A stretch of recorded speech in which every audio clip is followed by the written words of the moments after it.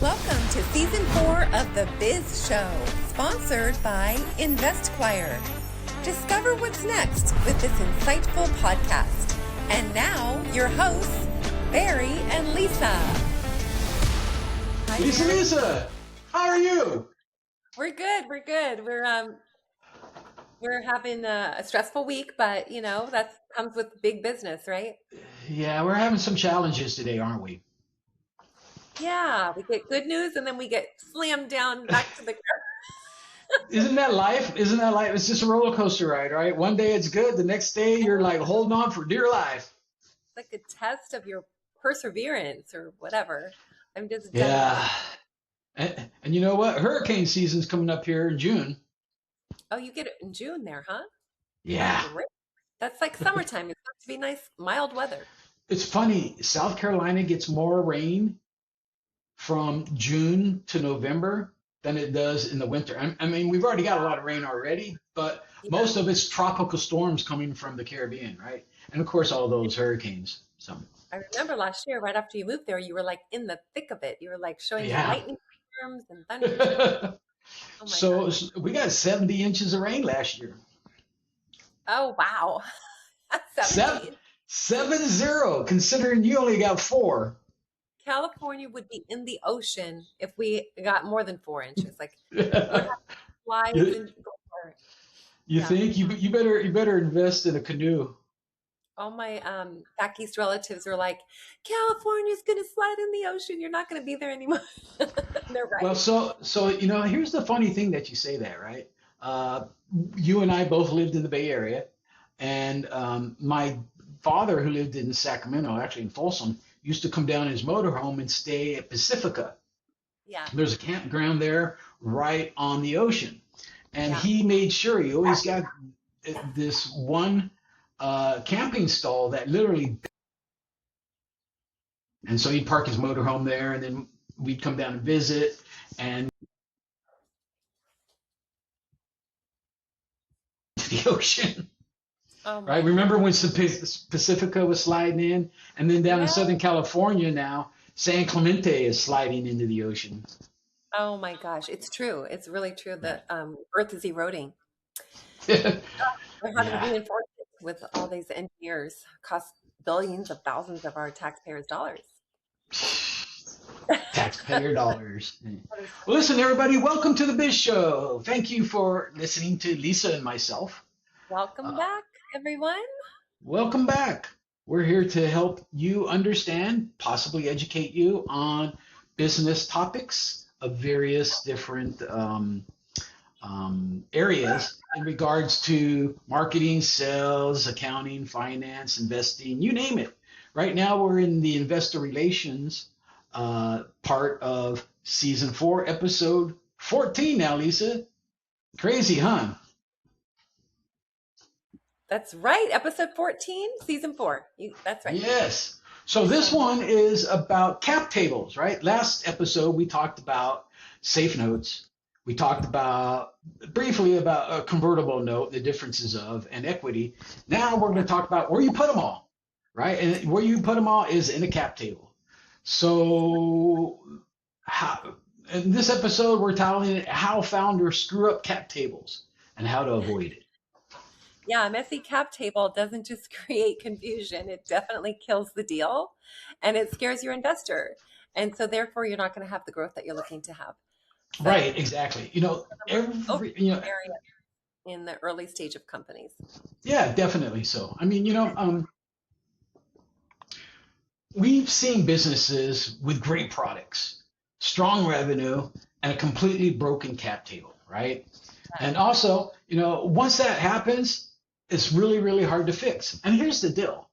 You know, cap tables, that is, I want to be careful how I say this, but it's probably one of the most important documents that a company can have, because anybody who is going to invest in your company is going to want to see that thing.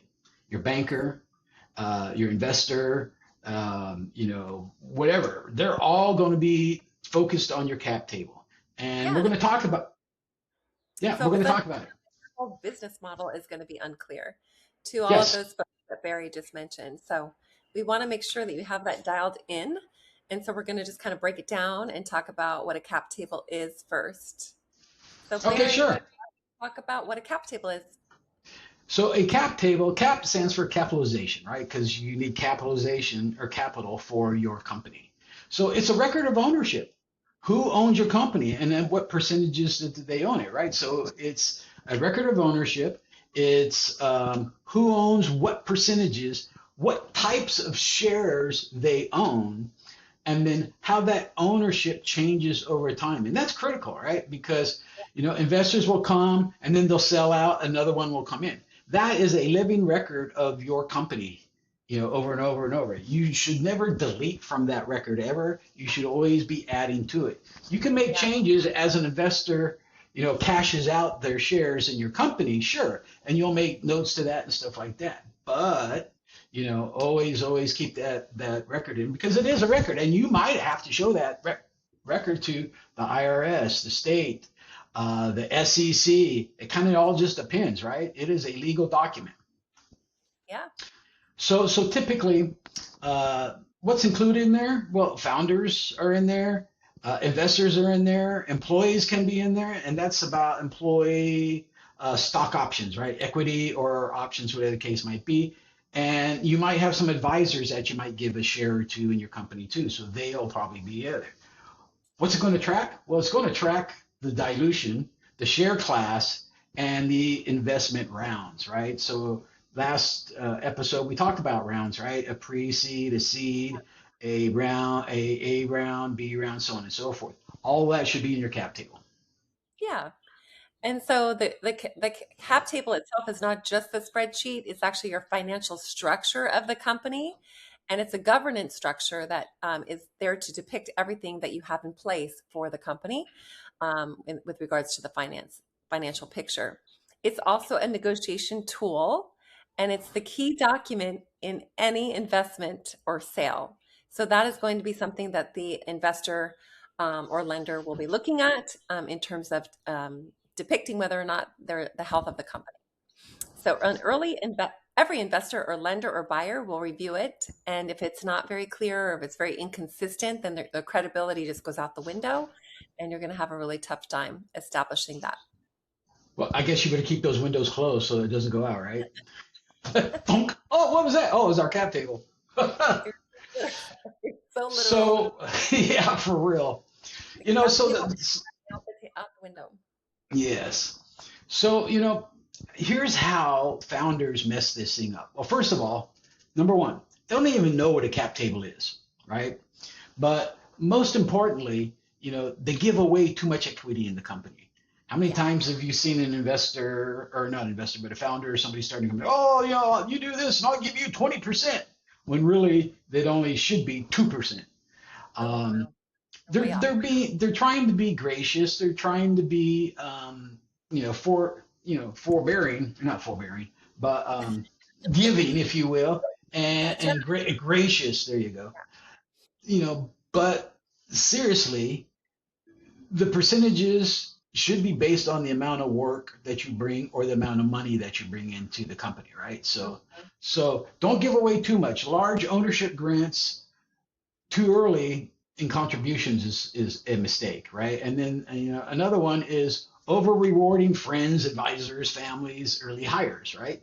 You got to keep that. You really should talk to somebody about your cap tables who knows about them, such as Lisa or myself, or perhaps you have an attorney or business attorney or something like that. As a matter of fact, I'm going to, Lisa, on our website, I'll throw up 2 different cap tables, spreadsheets for people to download. One will be a basic spreadsheet for early stage companies, and another one will be a larger, more intense one for larger companies. But really, as a you need to template. have that. Yeah, exactly. So here's the problem. If you don't pay attention to those things, you're going to lose control of your company, right? Again, we talked about this last week. If you're not careful, you might only end up with 1 or 2% of your company. Well, Barry always says, I don't know if you guys have listened to our seasons prior to season 4, but in season 1 and 2, we were expressly trying to ingrain in our audience to know your numbers. So if you don't know your Yes. numbers, then you're not going to be able to have a healthy cap table. So that's all, ties together. Yes. If you don't know anything about cap tables, get some help. Give us a Yeah. call. We'll help you, One thing we or somebody else. The second thing that is an issue that you really need to pay attention to is you don't have an equity plan, meaning you don't even know how many shares you're going to give out. You have no strategy. You don't know. It's just, I know I got 100% of this and this is what I'm giving out. Um, and you have no long-term vision as to what that's going to look like down the road. Even though you might have 100% of these shares and you give out 10 here and 10 here and 10 here and 10 here, and 5 years down the road, guess what? You've only got 10 left. And now you have to share those with the employees because you created an equity plan or some type of an options. Oops. Oh, you don't So want to. Oops. You could have. yeah. Um, Yeah. Always make sure, the third thing is always make sure that you model in dilution, right? Dilution is huge. And what that is how much money that you guys have, and then it's going to start shrinking and getting smaller and smaller and smaller. So, if you're not careful, you're going to get a big surprise, right? You're going to lose control and, everything's going to start misaligning expectations with your investors because all of a sudden you're not even in control anymore. Ooh, I don't like that misalignment word. That is not a good word in my book on many Yours or levels. mine either. Yeah. So don't do that. So mistake number 4 are having too many small investors, and therefore you have an excessive number of small checks and an unstructured way of financing.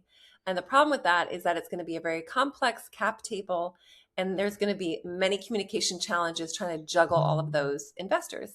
And there's going to be some legal inefficiency, and nothing is going to be as consistent as it should be across the board. So, and then mistake number 5 is inconsistent terms. Again, that word consistent up. We want to make sure that your terms are consistent across the board. Having different investors with different rights could be a convoluted problem. Varying valuation caps or discounts or structures within those agreements with your investors is also going to just be a mind headache. It's just going to cause a lot of confusion and in your cap table and in life in general. So we want to keep the consistency there with the terms. And this creates, just a really smooth, simplified process across the board. And therefore, you won't have negotiation issues and you won't have any friction that is going to pop up from having inconsistent terms with your investors. So mistake number 6 would be ignoring employee equity strategies. And so therefore, you won't have any option pool. You'll have a poorly structured incentive package. And then the result is the inability to attract strong talent to you. And again, you'll have a misaligned team and management sort of structure with regards to incentives. And therefore, you're going to be having a tough time getting your company to achieve the next level or plateau because you're not going to get there with the talent that you have. So just keep that in mind. That is so important, Lisa. I mean, really, number 6 there. Create an employee pool, right? Whether it's 10% of the shares of the company that you have, and be mindful to the fact of how many employees you plan on having with your company. Let's say, this is example, you've got 10,000 shares left, and you put in an employee pool, and then you plan on hiring 100 employees. Yeah. Do the math and make sure that you're giving them the right portions. You might want to give managers an additional 1 or 1.5 points of shares based on levels and stuff like that. But you really need to take a look at that, manage it carefully. That's important. And why? So that's a marketing tool to help you hire employees, right? A lot of employees, not so much so today, but a lot of employees still do expect stock options. Right? Yeah, that's part of the incentive package. So, Yeah, I mean, I exactly. still have with one of my former employees, so it's kind of nice to know that I have that in the background. And we should probably have a whole podcast just on stock options, Yeah. but because it can also get very, very deep very fast. But know this, if you give an employee a stock option and say you give them 1,000 shares, Mm-hmm. that doesn't mean that they own 1,000 shares in the company. That means you've given them the options at a discounted rate to buy those options Yeah. within a given period of time.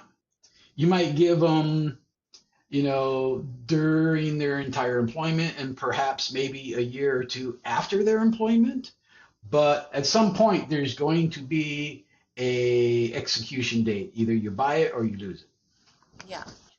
So just know that if you do give those, you're not necessarily giving them away or giving them shares in the company yet until they actually purchase and buy in. I see. All right, so let's talk. Oh, go ahead. Well, we kind of gave you the insight as to what to avoid when you're dealing with your cap table for your company. Yeah. So, and there's a reason why it matters so much. So let's There explore is. that. It matters so much because it's basically a document of showing control of the company, right?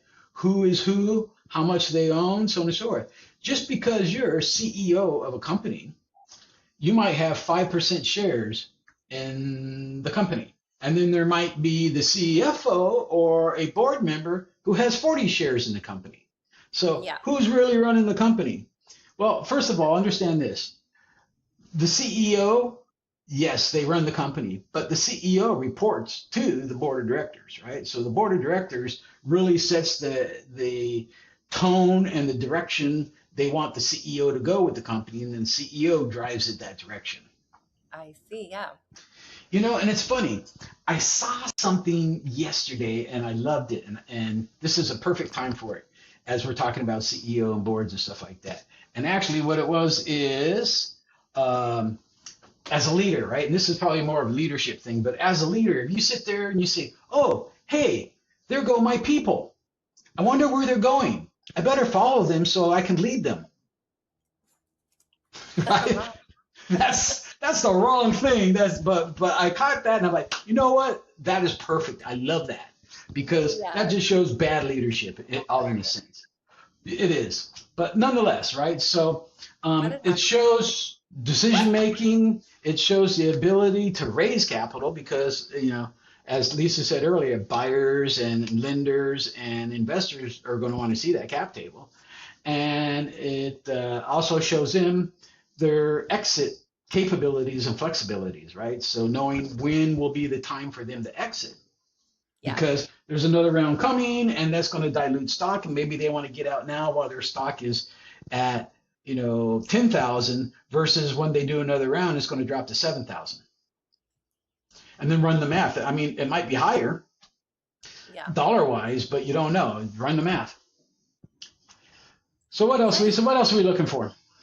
Well, the investors are going to look for the clarity, the consistency with the terms, simplicity always is a good thing, and the fairness. They'll know that you have a good company if you seem to have fair policies and fair incentives in there for your employees. And then the scalability is also a really positive thing to show on the cap table. So a clean cap table will signal that you have actually a good professional leadership management style with the company, and you have really in-depth, thoughtful planning of your different cap table areas. And also the investor readiness. It'll show that you have investor readiness to join the company if you are at that stage. But a messy cap table will signal a lot of risk involved with the company, a lack of discipline, maybe some unclear, confusing, messy cap tables will cause a lot of confusion in the eye of the investor. And they are not going to want to dive into that. So you're just going to scare them away. And then it also could cause, potential future conflicts. So that there again rises the risk involved. And that would not be a good thing for an investor to get into if there's some conflict that's already maybe in play or could potentially happen. Yeah, that's never a good thing. So what is a cap table? Physically, it's a spreadsheet, right? Or a Word document, mostly a spreadsheet because there's going to be calculations done on it, so on and so forth. But let's start this. What goes into and how do you line that thing up, right? So the first thing you want is your founders, and you want to put in their percentages, right? How much they are, what their roles and responsibilities are, and then a vesting schedule. And we haven't really talked about vesting, but vesting is a time period of when you actually get those shares. So, for instance, at a past company, I had a bunch of shares, and every year for 4 years, I would get invested 25% of the shares that were given to me. So you wouldn't get it all. And then sometimes you'll see when a company gets bought out, say there's a merger going on or an acquisition, and let's say Levi Strauss comes in and buys another jean company, and so they have to honor that cap table from the smaller company. But in doing so, what they do is they'll put a vesting period on it. So let's say that CEO of the smaller company gets 100,000 shares. Okay, fine. But we're going to spread that 100,000 shares out over 4 years. You're going to get 25,000 now, 25,000 year 2, 25,000 year 3, and then the remaining year 4. So, it is what it is, but a lot of times people say, oh, they got $30 billion from the CEO. Well, yeah, he did, but no, he didn't. It's over a period of time. They're not going to just write a check for $30 billion and here you go. You're right. So, the next thing on that would be to make sure you have in there your future rounds, right? As I said, your pre-seed, your seed, your A, B, C, whatever you're going to have, right? So all of those should be in there, right? Make sure you reserve equity, meaning shares, for future investors, and also what that dilution impact is going to look like. Right.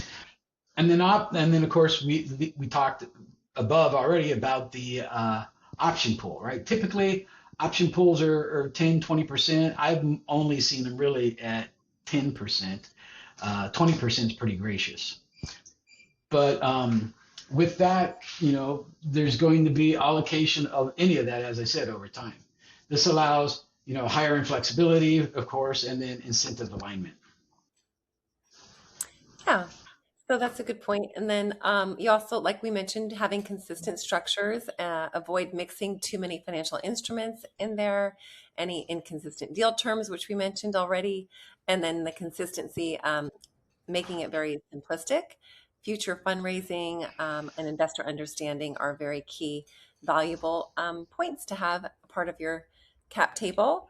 Also, make sure that the document is everything's clearly documented and everything's being maintained on a regular basis, and that all your records are kept very accurate and up to date. You want to be able to know that you have all of the agreements fully signed and ratified. That's very important.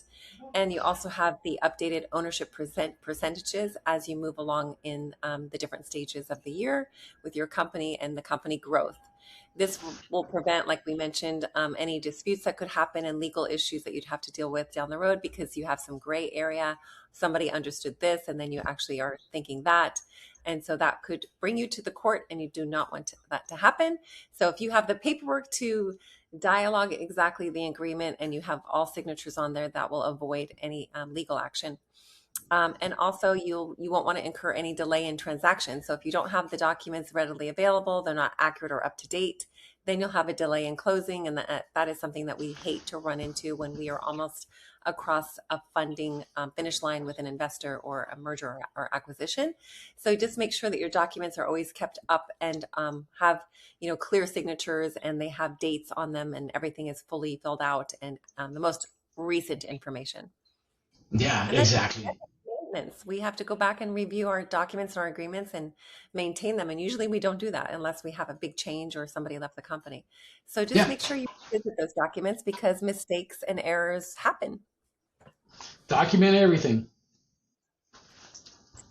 Yeah, document everything. We're going to bleed into like how to manage that over time sometimes.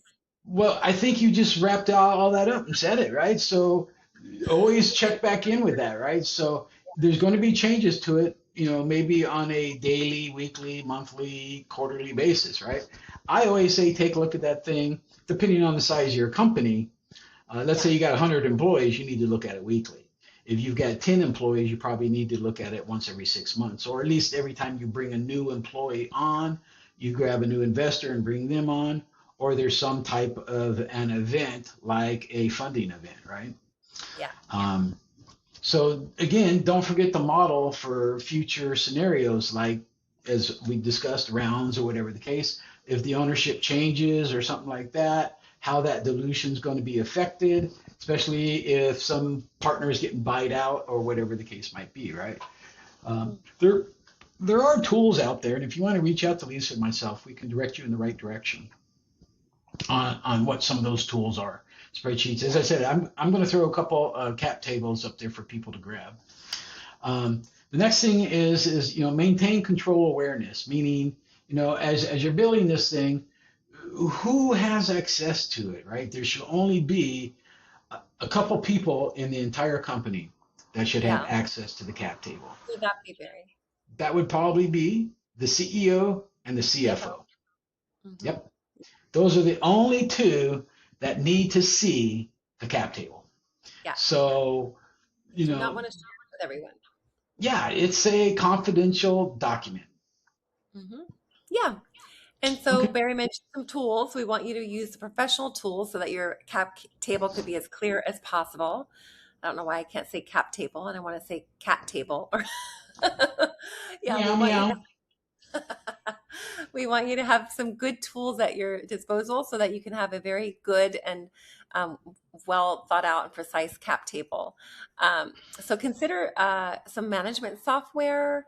Consider asking for your attorney or legal or financial advisor, accountant support. Maybe they have something to recommend, or maybe they'll help you formulate one. Barry and myself can also do that for you. We offer those services with InvestQuire. Or you may want to do it manually, like the old-fashioned days before computers existed, and do a manual spreadsheet. And you could work with that on a early phase, with your company before your company is like fully grown or before you have multiple employees. But complexity increases quickly, so make sure you do shift that over into some sort of professional management tool or software program. And then Yes. communicate with your stakeholders, make sure that you have transparency where that matters most, because you don't want to have people thinking you're making changes without a clear, decision or a board decision or whatnot. They don't want to have any surprises later, because again, you'll end up in court. Yeah. And those things will be missing. I'm assuming the signatures will not be there. Yeah. Make sure you're communicating with your investors and your key employees, and you do have that clear communication across the board, because that builds trust, instills trust, and keeps the foundation of the company really strong, and it reduces your overall conflict. Yep. So, Yep. Exactly. and then when can it become a problem is really what we're trying to avoid here. So, Right. And we pretty much already talked about everything above of when this becomes a problem, right? Warning signs. There's unclear ownership. yeah, There's disputes over equity. Do I have 5 shares? Do I have 10 shares? No, I thought I had 15 shares, right? That means you're managing this poorly. Difficult explaining the company structure. There's so much dilution going on. Or when you notice that all of the investors are really hesitant to invest because they've spotted all these errors in your cap table. And they're like, get yourself cleaned up and we'll talk again later type things, right? So fixing the cap table can also be very, very expensive in fixing a cap table. It's extensive in the sense that there's a lot of forensic investigation that's got to go on to figure out. I need to see, okay, all of the documents of people who bought in. So we see that. Okay, let's look at all your options. Let's look at what the founders have. It takes time, right? That could be a couple weeks worth of work just to get that done. So it adds up. and it's expensive. Yeah, it is expensive. It's not cheap. Yeah, and in transactions, buyers may walk away. So you don't want that to happen, because then you got to start all over again and you lose out on time, and time is money. Or investors at that point may want to renegotiate, and then again, you're losing money, right? So Yep. your deal may become slow, or they may fail altogether, and you really don't want that to happen. So a cap table problem really doesn't stay internal at that point. Then they become external very quickly, because people are learning that you don't run your company properly and you don't have a clear cap table, and there's some messy issues in there that could be a reason for an investor or a buyer, to walk away and not want to become a part of it. And then they'll just go find another company to invest in. So make sure that you have all your ducks in a row, as we like to Quack, say. quack, quack, quack, quack. We're talking about all the zoo animals today. Well, not really zoo animals. We are. Well, here's a couple tips for you guys, right? We always like to give you some pro tips. Number one, think long term when you're setting up your cap tables, right? When you're allocating that equity to whoever, think long term, right? Because if you give it all up now, you can't get investors later because 100% of all the shares and equity in the company are already out. They're gone. So think before you do it. Make sure you protect your ownership in the company, right? So don't give away the baby and the bathwater at the same time. And then, make sure that you've really checked the dilution well before you even think about raising capital, what that's going to look like. And there's some formulas involved in raising capital and the dilution based off of how many shares that you have. Yeah, exactly. And if you don't remember what the dilution concept is, you can always listen to our last podcast, which is season 13. Last week we did that. We talked a lot about the dilution. Yeah. Pro tip number 4, keep the cap table simple and clean. Always. Pro tip 5, use vesting to align the incentives. And pro tip number 6, get professionals to give you advice early on, not after you did formulate a cap table that doesn't work or that's really messy. So get your advice early on, or put a second set of eyes on it, like we like to say. Yeah, definitely so. Definitely. 5 things to avoid are, like Barry said, giving away equity, all of it or a lot of it, without any long-term plan. It's hard to take back when you gave it away already, right? Right. We pretty much discussed all this above, just as a recap, right? Not giving away too much equity, ignoring what dilution is or trying to kick the can down the road on dilution, allowing too many small investors. That's really kind of key too, right? You might say, oh, this guy's got, $10,000, I'll take it. But in the scheme of things, before you know it, if you're trying to raise, say $20 million and all your investors are $10,000 each, how many investors do you have all of a sudden? Yeah. A lot, right? You've got a couple hundred investors, and trying to manage their expectations is mind-boggling. Yeah. So make sure that you save a lot of that for big investors. So really, Lisa, that's kind of a wrap for us, huh? Yeah. So if you build it correctly and it supports your growth, it'll be a great thing. But if you ignore it, then it will limit your options later, and it won't be. Yes, it will. Definitely so. Well, another episode done.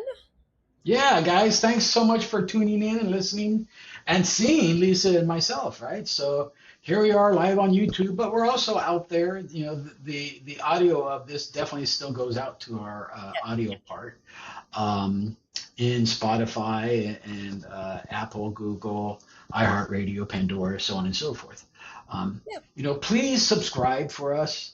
That will help us grow our channel, and then we can get out there to even more people. We would honestly appreciate that very, very much. If you do, I think Lisa will buy you a cup of coffee. Give your thumb a workout and just hit that. Yes, please. It doesn't cost you anything to subscribe. Yeah. You just hit the button. All right, guys, thank you so much for tuning in. Have a great day. Thank you all for listening to the Biz Show podcast. Subscribe to stay updated and follow Barry and Lisa on Facebook at The Biz Show. Share your comments or suggest business topics that you'd like to hear. Thank you all for listening. Bye.